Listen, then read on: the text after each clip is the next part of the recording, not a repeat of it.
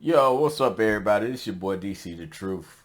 So y'all can tell by the title what Sony should have did with the new design PS5.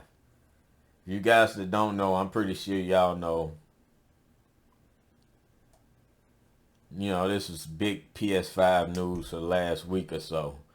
Uh, the PlayStation 5 decided to make a new PS5. There's been debate where folks going at Austin Evans for saying that the new PS5 is probably gonna have a shorter lifespan span because it oh I'm sorry because it produces more heat than the original.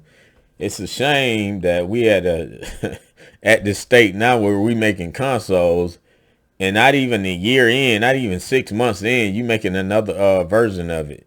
It's not even a pro version, which is crazy to me. But the thing, with all that aside, the thing I really want to mention is if you guys sat here and made a whole different heat sink, memory, of course, or whatever, why didn't you add the support for 1444? Sorry, let me say that again. Why didn't you add the support for 1440p monitors? Like everybody doesn't, everybody does not want to spend, especially if they playing first person shooters, money for a 4K TV at 120 frames per second. To get a TV like that, it's not exactly cheap. So you could get the same quality from a 1440p monitor and actually have a higher refresh rate, but the PS5 can only support 120 of that.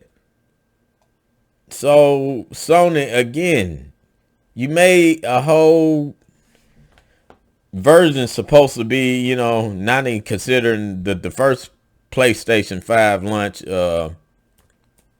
old, obsolete, old now, which is funny. The thing is less, but 6 months old or less, and you have this, and you still don't have support for 1440p. I don't understand. Y'all didn't change nothing but one or two things. The heat sink, it runs hotter, but there's been claimed that it runs better than the other one. We'll see. Time will tell.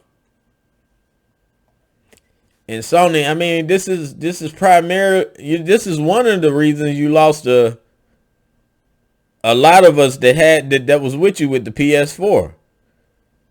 You got beside yourself, you got cocky, and you lost customers because of this. You lack certain features that Xbox just supported out of the gate. Regular HDMI 2.0 with a 1440p monitor, gaming at 120 frames per second.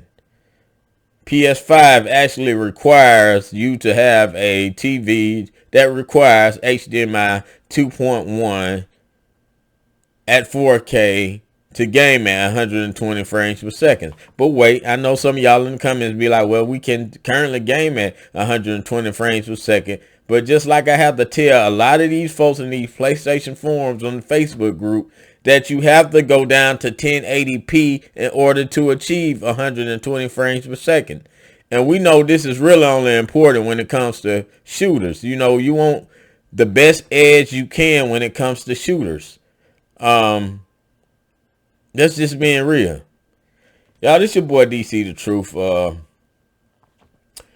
I'm about to sign this one out, man, for real.